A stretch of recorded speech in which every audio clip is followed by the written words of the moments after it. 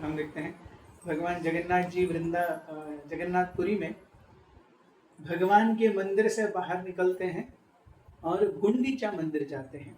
गुंडीचा मंदिर जहाँ पर वो 9 दिन रहते हैं और उसके बाद यहाँ से वहाँ जाने का जो कार्यक्रम है उसे रथ यात्रा कहते हैं। उस रथ यात्रा के बारे में, उसके अलग अलग पहलुओं के बारे में हम चर्चा करने का प्रयास करेंगे। चैतन्य महाप्रभु किस प्रकार रथ यात्रा मनाएं, ये भी चैतन्य चरितामृत में कृष्णदास कविराज गोस्वामी बहुत विस्तृत और अच्छे ढंग से लिखते हैं।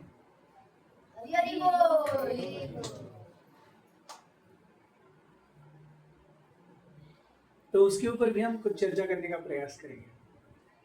हम देखते हैं भगवान जगन्नाथ जी कौन है। जगन्नाथ जी भगवान का वो रूप है जो राधा रानी की याद में पूरी तरह से पागल हो गया है। हम में से कितने भक्त जगन्नाथ जी के इस रूप के पीछे की लीला को जानते हैं। कृष्ण जगन्नाथ कैसे बने, ये लीला हम में से कौन कौन भक्त जानते हैं। कृष्ण जगन्नाथ कैसे बने?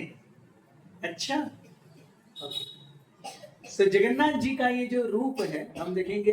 पहले तो ये भगवान दिखते नहीं है, एकदम अजीब सा ही शेप है, एकदम नाक आके बड़ी हुई, इतना बड़ा मुंह, इतना मोटा शरीर, न हाथ है न पैर है, लेकिन दिखने में बहुत प्यारे दिखते हैं, सुंदर दिखते हैं। सो जगन्नाथ जी का ये रूप आया कहां से? वर्णन आता है कि जब भगवान कृष्ण वृंदावन से मथुरा गए, भगवान का जो इस भौतिक जगत में कार्यकाल है लगभग 125 साल का है। उसमें से 11 वर्ष वे वृंदावन में रहे। 11 वर्ष की आयु में वो वृंदावन छोड़ करके मथुरा चले गए कंस का वध करने के लिए। कंस का वध करके मथुरा में वो 14 वर्ष रहे। उन 14 वर्षों में क्योंकि कंस को मारा है, तो कंस की जो पत्नियां थी वो जरासंध की बेटियां थी, अस्ति और प्राप्ति। तो जरासंध को अपनी बेटियों को विधवा करने का बहुत ज्यादा खुन्नस था कि कृष्ण ने मेरे दामाद को मार दिया, मेरी बेटियां विधवा हो गई। जिन 14 वर्षों में भगवान कृष्ण मथुरा में थे, उतने में जरासंध ने मथुरा पर 17 बार आक्रमण किया। कितनी बार आक्रमण किया? 17 बार आक्रमण किया। और हर बार भगवान क्या करते हैं, जरासंध को छोड़ करके बाकी हर किसी को मार देते। जरासंध वापस जाता, फिर से बड़ी सेना करके इकट्ठा करके वापस आता, फिर भगवान सेना को मार देते, जरासंध को ऐसे ही छोड़ देते, फिर जरासंध जाता और बड़ी सेना लेकर के आता। ऐसे 14 वर्षों में 17 बार आक्रमण हुआ। तो सोचिए, 1 वर्ष से कम की अवधि में हर 9-10 महीने में एक आक्रमण। इमेजिन, हर 10 महीने में भारत पाकिस्तान युद्ध होता रहे तो क्या हालत होगी भारत की। पाकिस्तान तो रहेगा ही नहीं, वो अलग बात है, हमारी भी क्या हालत होगी। यस, या कोई हर 10 महीने में हमारे ऊपर एक कोर्ट केस डाल रहा है, अरे तुमने ये जमीन ले ली, तुमने ये कर दिया। हर 10 महीने में हमारे ऊपर एक पुलिस कंप्लेंट हो रही है, आपको टेंशन आएगा ना, आप जगह छोड़ के जाएंगे ना। यस, वैसे भगवान कृष्ण भी जगह छोड़ करके चले गए। वो मथुरा छोड़े और द्वारका बसाए। द्वारका ये कितने समय में बसी? कितने समय में भगवान ने द्वारका को खड़ा किया? एक रात्रि में। 14 साल में 17 बार आक्रमण देख करके भगवान कृष्ण को लगा कि अरे मेरी वजह से और जरासंध के क्रोध और द्वेष की वजह से मथुरा वासियों को कितना कष्ट हो रहा है, अच्छा है मैं यहां से दूर चला जाता। भगवान मथुरा से कहां आ गए? भगवान मथुरा से आ गए द्वारका, बहुत दूर, उत्तर प्रदेश से गुजरात के बेट तक बहुत दूर आ गए। सो जरासंध की पहुंच से दूर चले गए और द्वारका में भगवान का वास्तव्य रहा 100 साल का। सो 14 वर्ष वृंदावन, सॉरी 11 वर्ष वृंदावन, 14 वर्ष मथुरा, टोटल कितने हुए? 11 और 14,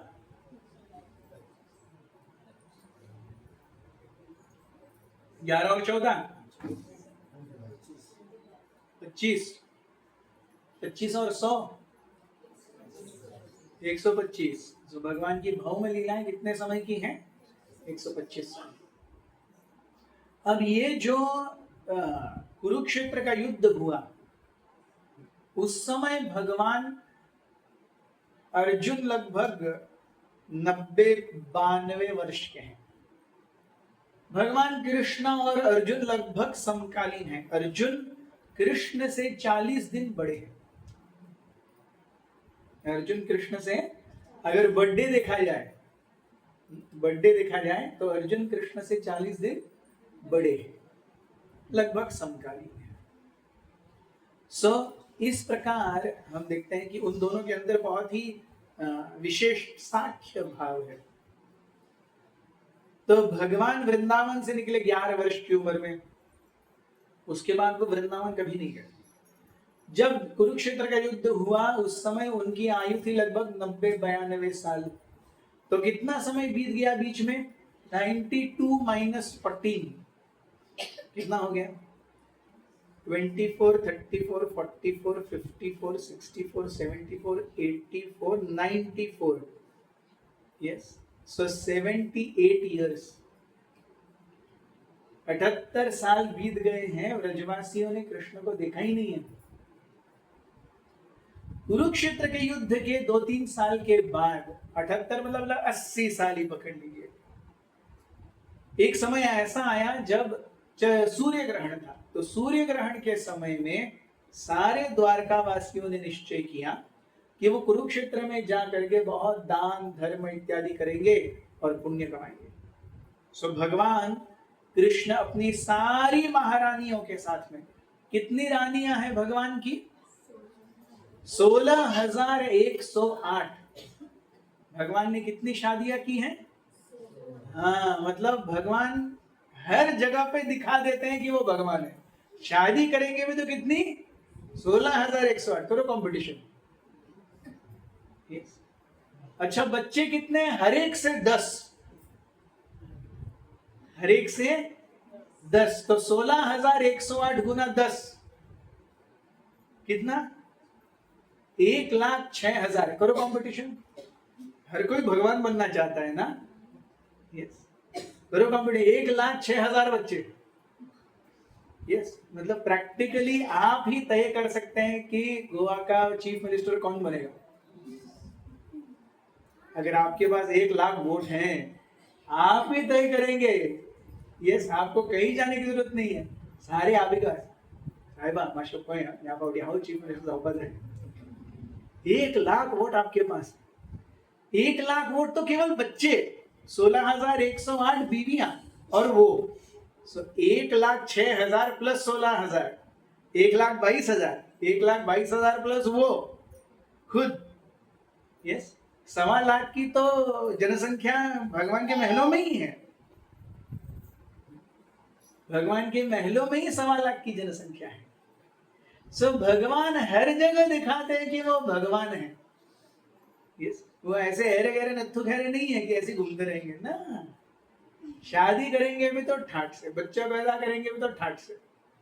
अच्छा, ऐसा भी नहीं कि 16,108 विवाह कर लिए तो आज एक का नंबर, फिर कल दूसरी का नंबर, परसों तीसरी का नंबर। 16,108 दिन, बाप रे, 365 दिन का एक साल। तो 16,000 कितने हो गए? कितने साल हो गए? गिनती करते बैठो। 12-13 साल के बाद तुम्हारा नंबर आएगा। बाप रे, पांडवों का पूरा वनवास खत्म हो जाएगा। यस, नहीं, एक कृष्ण सुधर्मा सभा से बाहर आते हैं, एक कृष्ण 16,108 कृष्ण बन जाते हैं और एक एक कृष्ण एक एक महल में प्रवेश करता है। ये भगवान है। और हम यहाँ पे थोड़ा पैसा ये इकट्ठा करके या थोड़ा बभूति, थोड़ा सोने का लॉकेट हाथ में से ऐसा करके बोलते हैं हम भगवान है। अरे तो अगर ऐसे जादू मंत्र करके 1-2 ग्राम सोना निकाल सकते हो, तो भगवान ने तो पूरी सोने की खदानें बनाई हैं। ऐसा करके थोड़ा सोने की खदान बनाओ ना, तब मानेंगे आप भगवान।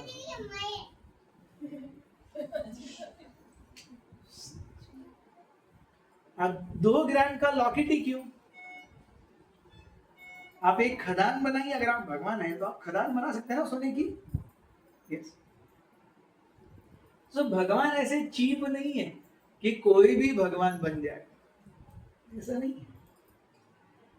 सो लगभग 80 वर्ष बीत चुके हैं, लगभग 8 दशक बीत चुके हैं, ब्रजवासियों ने कृष्ण का दर्शन ही नहीं किया। सो जब ब्रजवासियों को पता चलता है कि कृष्ण द्वारका से कुरुक्षेत्र आ रहे, तो पास में आ रहे, तो ब्रजवासी ये करते हैं कि हम भी जाएंगे। भगवान आ रहे हैं द्वारका से कुरुक्षेत्र, हम वृंदावन से कुरुक्षेत्र जाएंगे। तो उस समय कुरुक्षेत्र में द्वारकावासी भी आते हैं, ब्रजवासी भी आते हैं।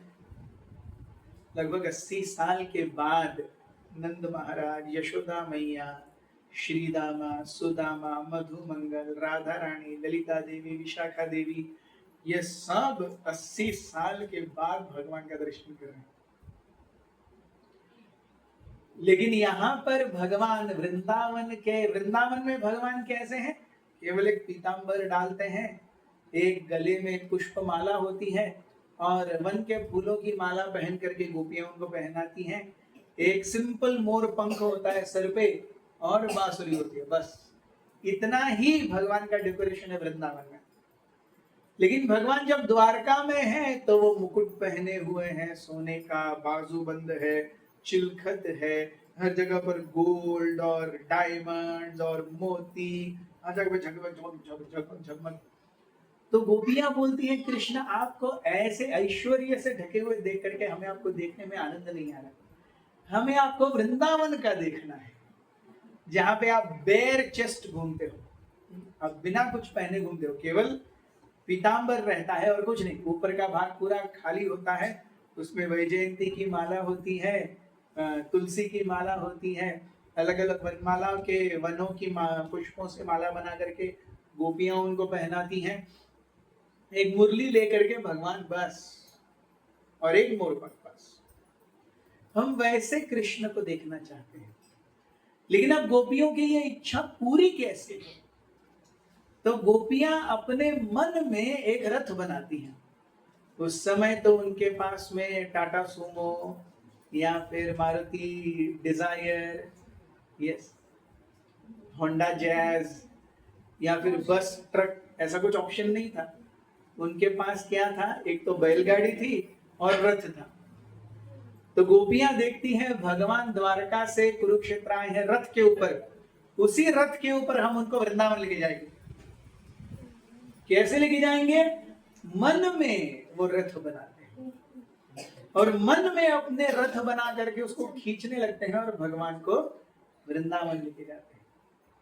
सो गोपियां अपने मन में रथ बना करके अपने मन में ही उसको खींच रही हैं। अपने मन की डोर से भगवान, जो कि उनके मन के चितचोर हैं, उनको वो खींच करके वृंदावन लेके जाना चाहती हैं। ये रथ यात्रा की पार्श्वभूमि है। तो जब व्रजवासियों ने द्वारका वासियों को देखा तो उनके मन में ये था कि अरे भगवान तो उन्हीं के साथ हमेशा रहते हैं, वो हमें हमारे लिए चाहिए, इसलिए हम क्या करेंगे, उनको रथ पर बिठा करके मन में ही उनको रथ में खींच करके लेके जाएंगे। ये है द्वारकावासी, ये है व्रजवासियों का भाव। द्वारकावासियों का भाव क्या है? द्वारकावासी सोच रहे हैं, खास करके द्वारका की महिषियां, भगवान की जो रानियां हैं, वो सोच रही हैं कि अरे भगवान को हमने देखा जब वो युवक हो गए, 14 साल की उम्र में, 11 साल की उम्र में मथुरा आए, 25 साल की उम्र में द्वारका बसे। तो काफी सारी शादियां तो 25 साल के बाद हुई हैं, तो हमने उनको नौजवान देखा है। तो भगवान की जो बाल्य लीलाएं हैं वो तो हमने सुनी ही नहीं है। तो ये बाल्य लीलाएं हमें सुननी है। हम किससे सुने? तो उनको जो पता चलता है कि व्रजवासी आए हैं, तो व्रजवासियों में कौन है? यशोदा मैया है और रोहिणी देवी है, कृष्ण की माता, बलदाऊ जी की माता। तो ये दोनों माताओं को सारी 16,108 रानियां मिल करके घेर लेती हैं। हमें कृष्ण की बाल लीला सुननी है, वो आपने देखी है, हमको सुनाइए कृष्ण ने बाल लीला कैसे की।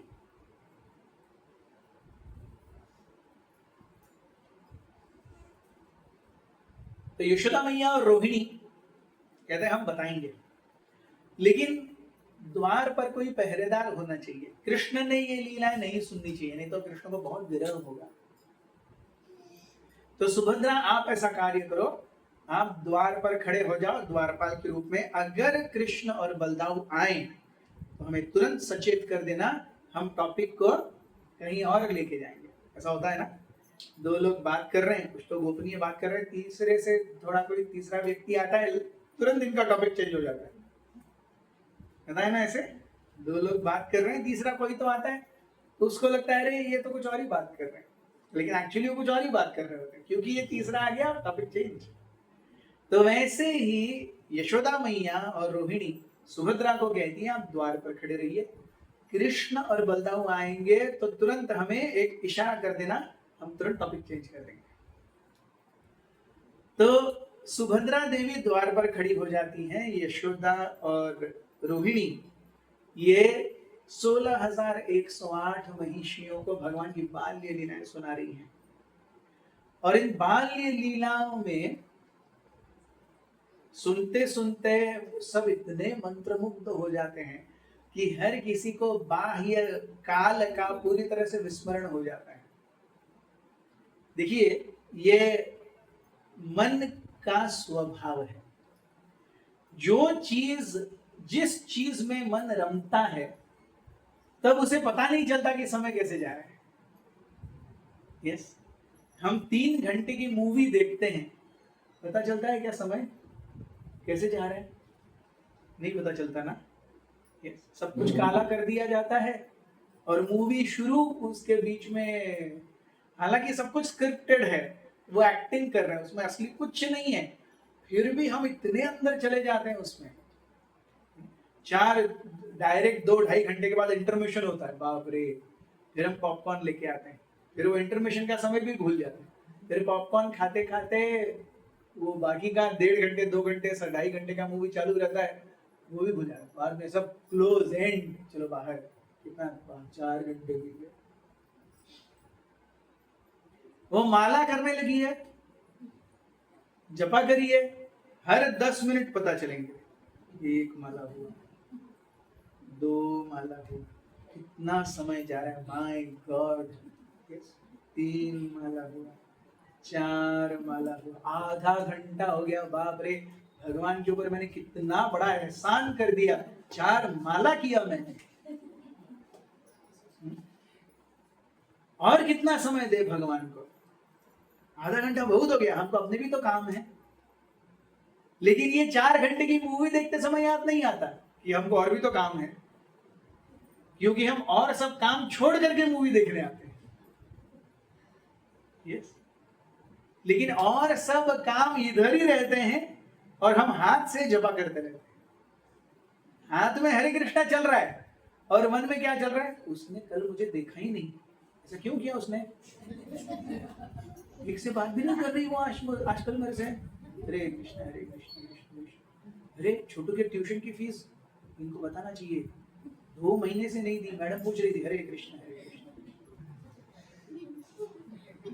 तो चल रहा है हरे कृष्णा और मन अपने वर्ल्ड टूर पर है पूरा। यस, लेकिन क्या है वो बाहुबली, धुरंधर, सिंघम, ये सब देखते हुए कभी छोटू की फीस नहीं दी थी, ये याद आया था? सच्ची बताओ, बाहुबली धुरंधर देखते समय कभी छोटू की फीस नहीं दी है? याद आया? कभी नहीं याद आया होगा, कभी नहीं। तो ये मन का स्वभाव है, जहां मन रमता है उसे पता नहीं चलता समय कैसे बीत रहा है।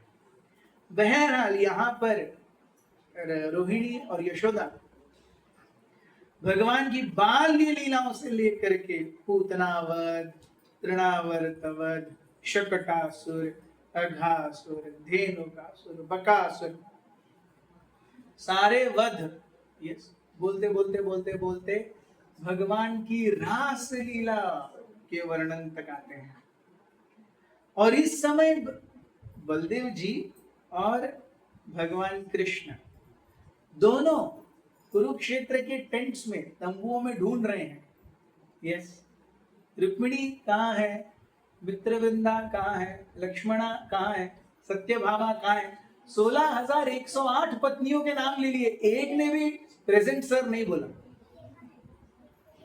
पूरी क्लास एब्सेंट। सोचिए मैं यहां पे आऊं और कोई भी नहीं है, वैष्णव कृपा प्रभु भी नहीं है, कोई भी नहीं है, तो अरे क्या हो क्या गया। तो ऐसा कभी नहीं होता है। यूजुअली र बोलने के पहले रुक्मिणी देवी आ जाती है, इतना सब भगवान की सेवा में तत्पर होते हैं। स बोलने से पहले सत्यभामा आ जाती है, ल बोलने से पहले लक्ष्मणा आ जाती है। ऐसी सेवा करती है भगवान की सब। और यहाँ पे बोल बोल करके थक गए। भगवान को भी 16,108 नाम लेने में बहुत तकलीफ हो गई होगी ना। यस, किसी का भी ओ नहीं, कोई प्रेजेंट नहीं। और भगवान बोलते यार भगवान तो मैं ही हूं, ये सब कहां चले गए और मुझे पता ही नहीं। तो बलदाऊ और कृष्ण देखने लगते हैं कहां गए। दूर देखते हैं पूरे वो जो कुरुक्षेत्र का एरिया था जहां पर सारे तंबू गड़े हुए थे, हर जगह देखते हैं कहीं कोई नहीं दिख रहा है। एक बड़ा तंबू बाकी रह गया है, चलो उधर जाकर के देखते हैं। वहां जाकर के देखते हैं तो सुभद्रा बाहर खड़ी है और सुभद्रा को देख करके उनकी आंखें चकाचौंध हो जाती है। सुभद्रा वो भगवान की दिव्य बाल लीलाओं को सुन करके पूरी तरह अष्ट सात्विक विकारों में चली गई। She is in complete ecstasy. उनकी आंखें बड़ी बड़ी हो गई हैं। उस एक्सटेसी में, उस भाव विभोर अवस्था में उनके हाथ पूरे शरीर के अंदर चले गए, पैर पूरे शरीर के अंदर चले गए, बचा केवल इतना। यस, ना नीचे कुछ ना बाजू में कुछ, इतना ही बचा हुआ। और भगवान और बलदाऊ जी देखते क्या हो गया, ये क्या हो गया सुभद्रा को। तो वो आकर के देखने लगते हैं तो सुनते हैं तो अरे अंदर से दोनों माताओं की आवाज आ रही है, रुक्मिणी देवी की आवाज आ रही है, यशोदा की आवाज आ रही है। वो सुनने लगते हैं और सुनते सुनते क्या सुनाई देता है, यशोदा मैया और रुक्मिणी क्या बता रही हैं, कौन सी लीला बता रही हैं, रास लीला का वर्णन कर रही हैं, भगवान की रास लीला। सो भगवान जैसे उस लीला को सुनते वो भी ध्यान से सुनने लगते हैं। देखिए तीनों का जो रूप है ऐसा ही है। वेरी इंटरेस्टिंग फैक्ट, हम कभी भी कोई भी चीज ध्यान से सुनते हैं ना, आंखें बड़ी हो जाती हैं। हमने देखा ये, गौर किया। अब सुनना है तो कान बड़े होने चाहिए ना, कान बड़े नहीं होते, आंखें बड़ी होती है कि बोलो। yes. अच्छे से सुनना है तो कान बड़े होने चाहिए। टाइम ऐसे नहीं होता, कान उतने ही रहते हैं, आंखें बड़ी होती। तो यस, कृष्ण भी आंखें बड़ी करके क्या बोल रही है यशोदा मैया, क्या बोल रही है रुक्मिणी देवी। बलदाऊ जी भी क्या बोल रही है यशोदा मैया, क्या बोल रही है रुक्मिणी। और वो जब अपनी ही रासलीला का वर्णन सुनते हैं 80 साल पहले का, वो भी भाव विभोर अवस्था में चले जाते हैं और उनके भी हाथ शरीर के अंदर चले जाते हैं, पैर अंदर चले जाते हैं। वो जो है ये जगन्नाथ जी का रूप है। सो इसीलिए कृष्ण जगन्नाथ जी के रूप में कैसे स्थानांतरित होते हैं, जब वो अपनी ही रास लीलाओं को सुनते हैं। इसीलिए जगन्नाथ जी के रूप का एक और अनोखा नाम है, ये नाम है माधुर्य रस घनावृत मूर्ति। क्या नाम है? माधुर्य रस घनामृत मूर्ति। क्या नाम है? माधुर्य रस घनामृत मूर्ति। क्या नाम है? अरे ये 4 लोग ही बोल रहे हैं, बाकी के कोई पीछे नहीं बोल रहे हैं। क्या नाम है? पीछे वाले सब बोलिए, क्या नाम है? नहीं नहीं, सामने वाले सब चुप रहेंगे, पीछे वाले ही बोलेंगे। क्या नाम है? माधुर्य रस घनामृत। सो वो कृष्ण जो राधा रानी के माधुर्य रस का आस्वादन करते हुए घने माधुर्य भाव में आवृत हो गए। तो हम जो गुलाब जामुन वगैरह बनाते हैं, जलेबी बनाते हैं, तो हम पाक बनाते हैं ना? यस। क्या शक्कर का पाक? तो उसकी थिकनेस कैसे बोलते हैं? 2 तार का पाक, 1 तार का पाक, 3 तार का पाक, 1 तारेचा पाक, 2 तारेचा पाक, 3 तारेचा पाक। तो जितना ज्यादा तार उतना ज्यादा वो, हाँ, उतना ज्यादा वो घट है। यस। तो वैसे ही भगवान माधुर्य रस का आस्वादन करते हुए उस माधुर्य भाव में ढक गए पूरी तरह से, वो इसलिए जगन्नाथ। तो जैसे ही सुभद्रा मैया और कृष्ण और बलदाव इस रूप में आते हैं, वैसे ही नारद मुनि वहां पर आते हैं। और नारद मुनि कृष्ण, बलराम और सुभद्रा को इन रूपों में देख करके, अरे अचंभ, इतना सुंदर रूप। तो नारद मुनि आकर के क्या कहते हैं? क्या कहते हैं नारद मुनि जब भी आते हैं? तो जैसे हम एक दूसरे से मिलते हैं तो हरे कृष्णा कहते हैं, वैसे नारद मुनि किसी से आपसे आकर के मिलेंगे तो क्या बोलेंगे? नारायण नारायण। yes. So, नारद मुनि आते हैं और जगन्नाथ बलदेव सुभद्रा के सामने नारायण नारायण करते हैं, तो जगन्नाथ जी तुरंत अपनी बाह्य चेतना में आ जाते हैं। अरे मैंने क्या कर दिया? yes. जैसे एक व्यक्ति किसी स्त्री के बारे में सोच रहा है, yes? और उसका कोई मित्र आकर के उसे पकड़ लेता है, काय चल रहे, तो तुरंत तो एकदम ये हो जाता है, वो हिल जाता है। यस। तो वैसे ही जगन्नाथ जी, बलदेव जी सब हिल जाते हैं और नारद मुनि को देखते हैं। सो नारद मुनि कहते हैं, भगवान आपका ये जो सुंदर रूप है उसका मैंने तो दर्शन कर लिया, लेकिन मैं चाहता हूं कि पृथ्वी का हर एक व्यक्ति आपका दर्शन करे। सो भगवान बोलते तथास्तु। पृथ्वी पर यह रूप चिरंतन काल तक रहेगा। तो अगर आज हम जगन्नाथ जी का रूप देख रहे हैं, वो किसकी कृपा की वजह से? नारद मुनि की कृपा की वजह से। नारद मुनि ने देख कर अरे भगवान वेरी गुड, वाह क्या सुंदर रूप है, वो चले गए होते तो हमको जगन्नाथ जी का रूप दिखाई नहीं देता, केवल उनको ही दिखाई देता। नारद मुनि ने पूछा कि मुझे आपसे एक वरदान चाहिए। बोले क्या वरदान चाहिए? बोले ये रूप सबको दिखना चाहिए।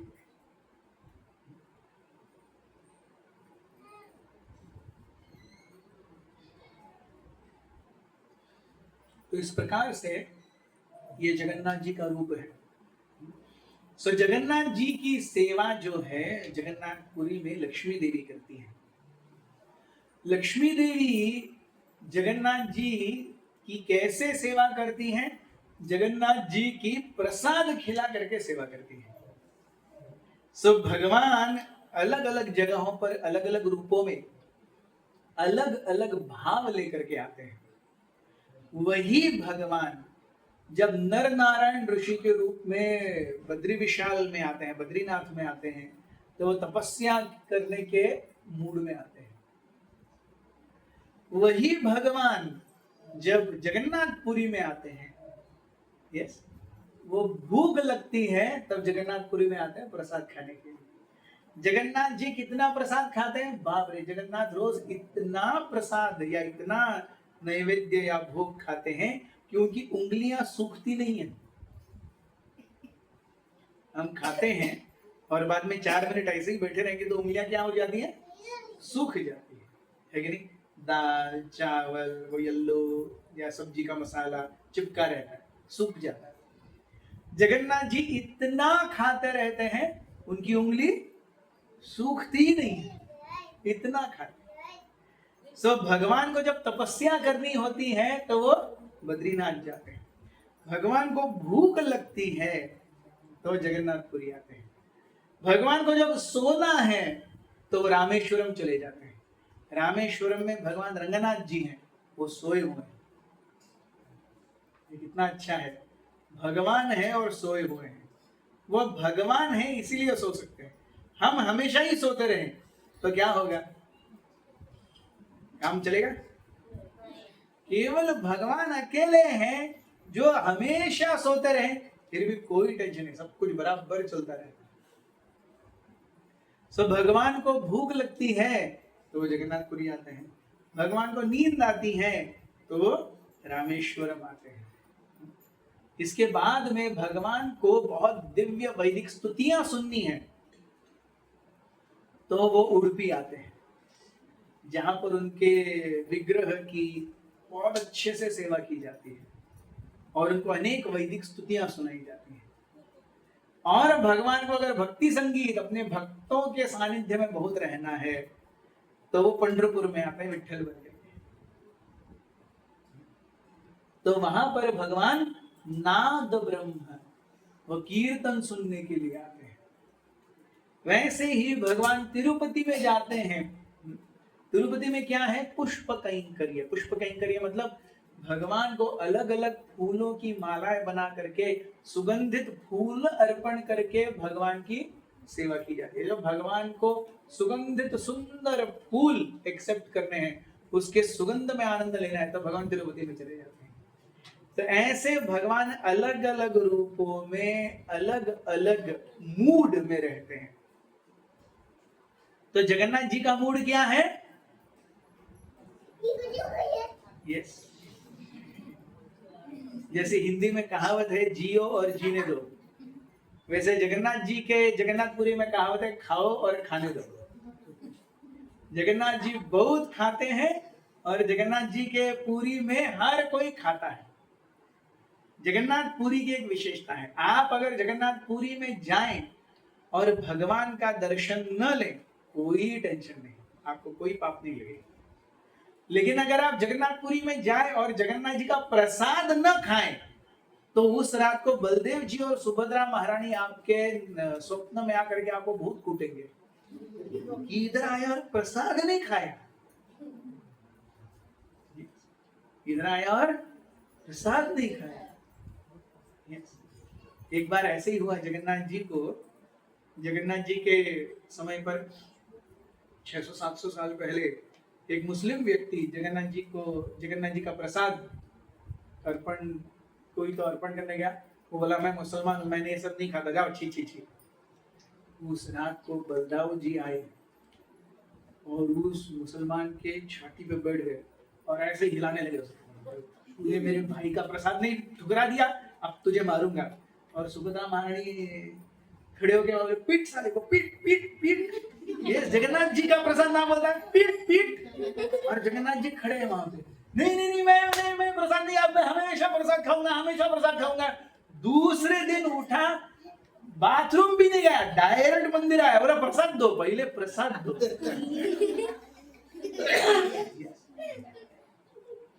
जगन्नाथ जी का प्रसाद पाए। जगन्नाथपुरी में जगन्नाथ जी के प्रसाद को बहुत महत्व है। वहां पे प्रसाद झूठा नहीं माना जाता। कई सारे लोग एक ही थाली में खाते हैं।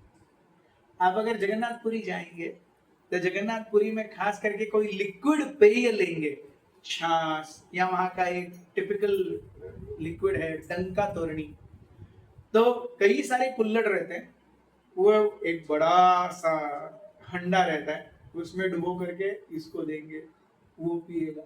वही लेके आप मांगेंगे, वही डुबो करके आपको देंगे, वही आप पिएंगे, वही लेके। मैं देखा पहले, बाबा ये क्या हो रहा है, ऐसा लगा। फिर मांगा था, उसने हाथ में दिया और मैं ऊपर से पीने लगा, मुंह लगा चिल्ला रहा, मुंह लगा। बाप रे, मैं डर गया, मैंने मुंह लगा करके पिया। इधर कुछ झूठा नहीं होता, इधर कोई झूठा मानेगा तुझे, तू पापी बन जाएगा। जगन्नाथ जी के धाम में आके पाप करना क्या? मैंने बिल्कुल नहीं। मैं 4 गिलास वैसे ही, वो किस मेरा ग्लास किसको गया, किसका ग्लास मुझे आया, वो कुछ नहीं देख रहा। वो जा हाथ में किसको चाहिए, ये लो, ओ ये लो, ओ ये लो, किसका भी ग्लास किसी के मुंह में जा रहा है, कुछ फर्क नहीं है। जगन्नाथपुरी में कुछ भी झूठा नहीं है। जगन्नाथपुरी की महिमा है कि कुत्ते के मुंह से बाहर निकला हुआ अन्न भी हम खा सकते हैं, इतना प्रसाद शुद्ध है। कुत्ते के मुंह से बाहर निकला हुआ अन्न भी व्यक्ति खा, ये जगन्नाथ प्रसाद की महिमा है। तो जगन्नाथ जी का प्रसाद कभी भी मिले तो उसे बिल्कुल भी ठुकराना नहीं चाहिए, नहीं तो फिर रात में बलदाव जी और सुभद्रा मैया की गाली खाने के लिए तैयार रहो, ऐसे छोड़ोगे।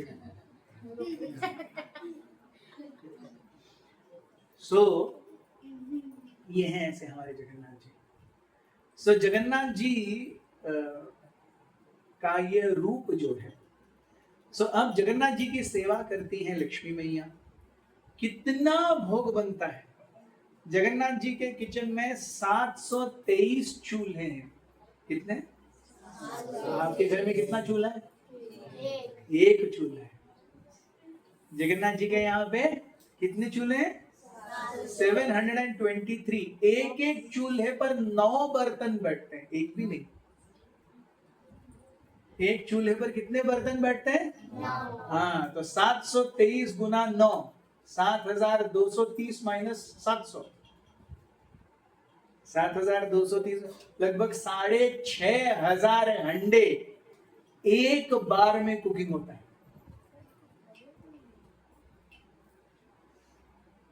6500 हंडे एक बार में कुकिंग होता है। ऐसे दिन में 6 बार कुकिंग होता है, सोचो। और ऐसा नहीं कि हमारे यहाँ पर हम कैसे देखते हैं, तो इतना 400 लोगों का खिचड़ी बनाया, 2 स्पून एक ताटली में डाला तो लेके भगवान के सामने चले गए, ऐसा नहीं। पूरे 6500 हंडी भगवान के सामने जाएंगे। एक एक हंडी, 6500 हंडे जगन्नाथ जी के सामने जाएंगे, सबका भोग लगेगा। ये जगन्नाथपुरी की खासियत है। अच्छा, वो जब हंडे बनाते हैं तो जगन्नाथ हम कैसे बनाते हैं? हम दाल उबालते हैं और फिर उसमें छोंक लगाते हैं, या फिर सब्जी में छोंक लगाते हैं, फिर टमाटर डालते हैं, उसको गलाते हैं, फिर सब्जी डालते हैं, उसको हिलाते हैं, फिर पानी डालते हैं, ढक जाते हैं। तो छोंक लगाने के बाद भी बहुत काम होता है, छोंक लगाने से पहले भी बहुत काम होता है। जगन्नाथपुरी में ऐसा नहीं है, जो कुछ डालना है एक बार में, मतलब तेल, जीरा, सरसों, मसाले और सब्जी, पानी सब एक साथ हंडा बंद करके रख देने का, खत्म। हिलाना नहीं है उसे। और कभी भी ऐसा नहीं हुआ कि अंदर से लग गया, जल गया, आधा पक गया, नीचे का ही पका, ऊपर का नहीं पका, कभी नहीं हुआ ऐसा। ये जगन्नाथ जी के प्रसाद की खासियत है, सब कुछ एक साथ अंदर जाता है। और उस एक बार कोई चीज मटके में चली गई, उसको हिलाना नहीं है। तेल भी जाएगा, घी जाएगा, सरसों जाएगा। अच्छा, तो छोंक कैसे लगेगा? वो आपका काम नहीं, वो लक्ष्मी का काम है। लक्ष्मी देवी वहां कुकिंग करती है। आपको सब डालना है, बर्तन चूल्हे पर रख देना है, आपको बाहर निकल जाना है, खत्म। और जगन्नाथ जी के किचन में आज भी मॉडर्न सब्जी अलाउड नहीं है। आलू नहीं चलता, टमाटर नहीं चलता, मिर्ची नहीं चलती, शिमला मिर्च, कैप्सिकम, कॉलीफ्लावर, ये सब नहीं चलता वहां पे। दूधी भोपला, गोल भोपला, ये ऐसा सब। और तीखापन कैसे? वो काली मिर्ची, काली मिर्च, काली मिर्च, उससे तीखापन, बाकी कुछ नहीं चलता ऐसे। 1000 साल पहले अगर कोई चीज बनती थी उसका जो टेस्ट होता था वही आज भी वही टेस्ट है, कुछ चेंज नहीं हुआ है। हम देखते हैं, मैं कल ही सोच रहा था कि हमारे जो माता पिता थे वो जब छोटे थे बहुत गरीबी थी, उनका बचपन प्रैक्टिकली रोटी या राइस और मिर्ची और नमक इतने में ही गुजरा होगा। मेजॉरिटी बहुत गरीबी थी, है कि नहीं? इतना मिल गया तो भी बहुत है, या तो रोटी या तो राइस, नमक और मिर्ची, खत्म। हमारे बचपन में हम राइस दाल सब्जी चपाती खाए, अपने माँ पिता के बचपन से हमारा बचपन अच्छा गुजरा, कंपैरेटिवली अच्छा गुजरा। हमारे बच्चे अभी मैगी पिज्जा बर्गर पास्ता ये सब खा रहे हैं। तो सोचिए 100 साल में ही कितना, 100 साल में ही बच्चा बचपन में क्या खा रहा है, कितना चेंज हो गया, है कि नहीं? 100 साल में ही चेंज हो गया। यस। लेकिन यहाँ पर 500 600 800 साल पहले जो जगन्नाथ जी खाते थे आज भी उसी आइटम का टेस्ट वही है, कोई चेंज नहीं है। ये जगन्नाथ जी के किचन की महिमा है। और अनगिनत लोग काम करते हैं, अनगिनत। केवल जगन्नाथ जी के किचन से आपको क्या है सर, कोई कुछ इंपॉर्टेंट है? हाँ हाँ प्लीज बात मत कीजिए। तो जगन्नाथ जी के किचन से जगन्नाथ जी के सामने तक सारे पात्र लेके जाने के लिए 6,500 घड़े लेके जाने के लिए 2.5 घंटा लगता है, फिर वो निकालने के लिए 2.5 घंटा लगता है। लेके गए उसके लिए 2.5 घंटा, निकालने के लिए 2.5 घंटा, जैसे ये निकल गया अगला बैच 2.5 घंटे में फिर से भूख। तो जगन्नाथ जी खाते रहते हैं, बेसिकली जगन्नाथ जी क्या करते हैं, खाते रहते हैं। 1-2.5 घंटा, एक मतलब 2.5 घंटा चला गया, किचन खाली हो गया, 15-20 मिनट का भोग और 2.5 घंटा वो निकालने के लिए, तब तक ये 3-3.5 घंटे में नया बैच चालू, तो उसको 2.5 घंटा शिफ्ट करने में, 15-20 मिनट का भोग, फिर 2.5 घंटा यहाँ से शिफ्ट करने में, तो 2.5 घंटा और आधा घंटा, 3 घंटे में नया भोग। ऐसे दिन में कितने भोग लगते हैं जगन्नाथ जी को? 6 भोग लगते हैं। तो 6.5 गुना 6, और कितनी हंडी? इतनी नहीं, इतनी हंडी होती है, एक एक हंडी इतनी होती है। ऐसे 6,500 हंडे एक बार में, ऐसे दिन में 6 भोग, 36,000, 40,000 हंडे चावल दाल सब्जी स्वीट जगन्नाथ जी खाते हैं एक दिन में, एक दिन में। तो खाने में भी कोई जगन्नाथ जी का, कोई भगवान का हाथ नहीं पकड़ सकता। खाना है ना, चलो खाओ। अच्छा, उनको diabetes, blood pressure, heart attack वगैरह कुछ नहीं होता। ये हम सोचेंगे तो भी हमको हार्ट अटैक। 40,000 घड़े रोज, खाने की भी तो कोई सीमा है भाई। ये पेट भी फट जाएगा, लेकिन क्या कर क्या रहे यार। इसलिए जगन्नाथ जी देखेंगे हम इतने धृष्ट पुष्ट हैं एकदम, लेकिन नहीं, जगन्नाथ जी को देखा है? यस, एटलीस्ट टीवी में तो देखा है। और ऐसा होंगे, यस, 4 हाथ करेंगे, जगन्नाथ जी हैं।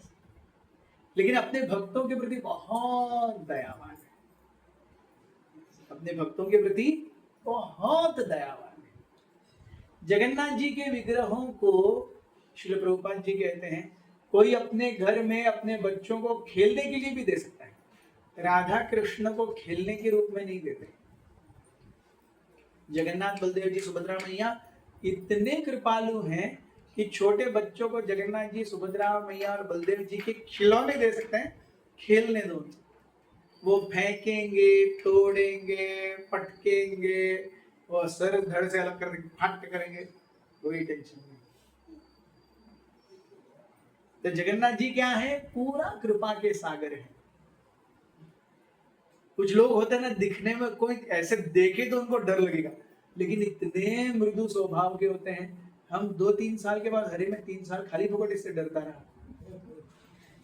कुछ लोग ऐसे होते हैं, दिखने में ऐसा लगता है बाप रे, बात करेगा तो क्या करेगा पता नहीं, लेकिन एक्चुअल बात करने जाओ वो इतने सीधे साधे नम्र मृदु। हमको लगता है खाली फोकट डरता रहा यार, मैं तो मस्त बंदा है। ऐसे जगन्नाथ जी दिखने में लगता है माय गॉड क्या है, लेकिन जगन्नाथ जी की लीलाएं बहुत कोमल है, बहुत मनोहर है। अपने भक्तों के लिए जगन्नाथ जी बहुत कुछ करते हैं। सो ऐसे जगन्नाथ जी की सेवा करने का अवसर है। सो 24 तारीख को हम बिट्स के अंदर बाहुड़ा रथ यात्रा मनाएंगे। सो रथ यात्रा के समय जगन्नाथ जी अपना मंदिर छोड़ करके 3.5 किलोमीटर दूर गुंडीचा मंदिर है, वहां जाते हैं और वहां से 9 दिन रह करके वापस आते हैं। तो 16 तारीख को रथ यात्रा हुई, तो 16 तारीख को रथ यात्रा हुई, उसमें 9 ऐड कर दीजिए, 16 पकड़ के तो 24। तो 24 तारीख को बिट्स के अंदर हम रिटर्न रथ यात्रा करेंगे। तो जगन्नाथ जी को जो कोई भी रथ में चढ़ा हुआ देखता है, जगन्नाथ जी को रथ में बिठाया हुआ कोई भी रथ खींचता है, उसको पुनर्जन्म नहीं है, ये गारंटीड है। जो कोई भी जगन्नाथ जी को रथ में चढ़ा हुआ देखेगा या जगन्नाथ जी के रथ को खींचेगा, उसको पुनर्जन्म नहीं, गारंटीड। तो हम सभी के पास ये अवसर है, यस, कि हम जगन्नाथ जी के रथ को खींच सकते हैं। 24 तारीख को आप सब आइए, बिट्स के अंदर बाहुड़ा रथ यात्रा होगी, जगन्नाथ जी के रथ को खींचने, जगन्नाथ जी का रथ में दर्शन करने का अवसर मिलेगा। और साथ ही साथ हमारा ये निवेदन है कि हर सुबह 5:30 से लेकर 7 तक हमारा एक ऑनलाइन जूम जपा सेशन चलता है।